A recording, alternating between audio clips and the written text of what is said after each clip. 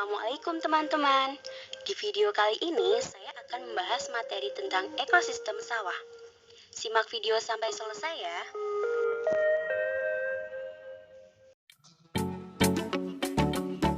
Alam ini terdiri dari biotik dan abiotik yang saling menjaga keseimbangan lingkungan.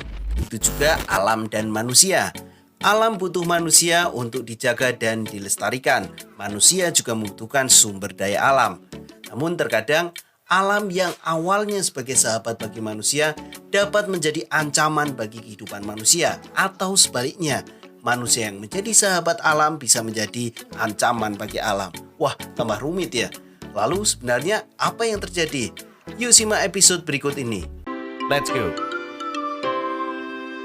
Pada video kali ini kita akan mencoba membahas sedikit permasalahan sederhana sahabat. Area-area persawahan aja yang dekat deh yang coba kita amati. Karena itu merupakan ekosistem yang dekat dengan kita. Ekosistem sawah merupakan salah satu ekosistem buatan manusia yang bertujuan untuk memenuhi kebutuhan pangan masyarakat. Tumbuh-tumbuhan yang dikembangkan pada ekosistem sawah umumnya adalah produk-produk pertanian seperti padi. Namun pada kenyataannya tidak hanya padi saja yang sebagai sumber makanan pokok bagi manusia, tetapi juga bagi makhluk hidup lain. Akibatnya terjadi aliran energi dan materi dari padi ke beberapa makhluk hidup lain. Yang menyebabkan di sini adalah menurunnya jumlah sumber makanan pokok manusia.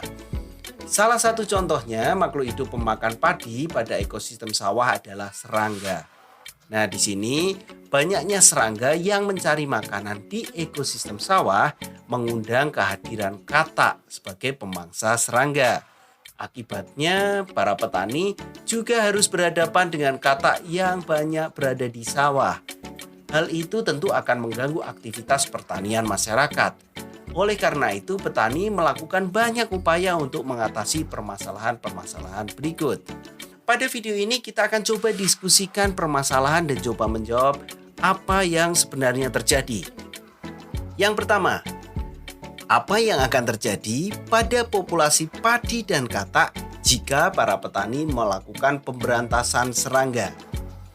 Apa yang terjadi sahabat apabila petani itu melakukan pemberantasan serangga?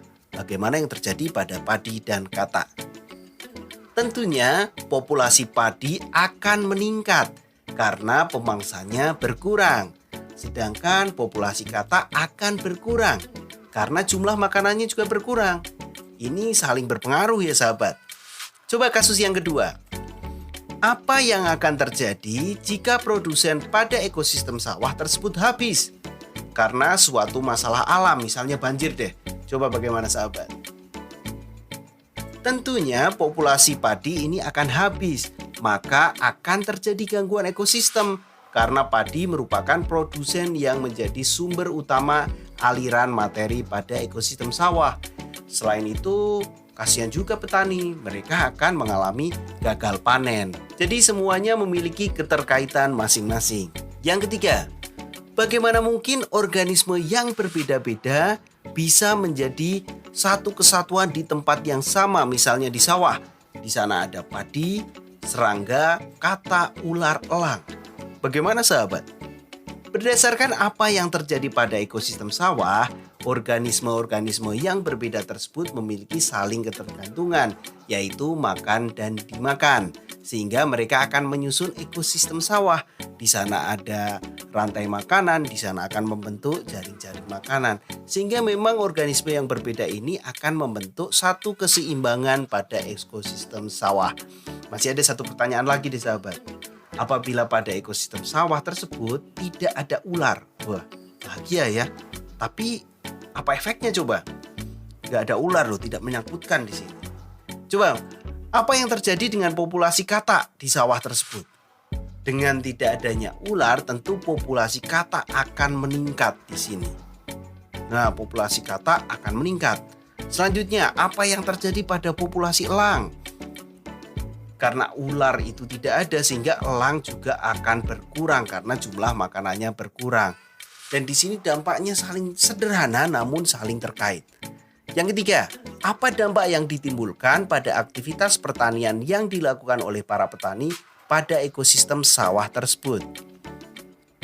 Tentunya dengan tidak ada ular di sini itu membawa dampak positif bagi petani, yaitu mengurangi serangga pemakan padi. Karena jumlah kataknya kan semakin banyak nih, jadi serangganya akan berkurang.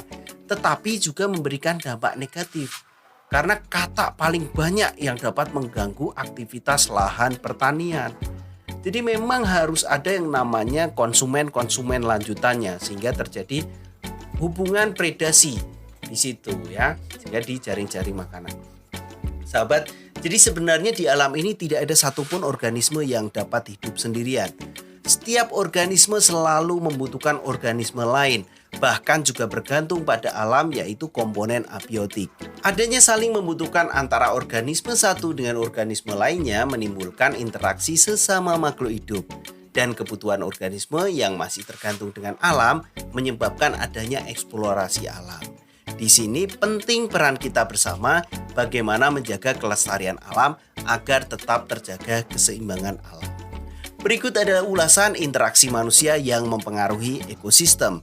Semoga menambah pemahaman untuk sahabat semua, dan bagi sahabat yang membutuhkan resume dapat mendownload di kolom deskripsi ya.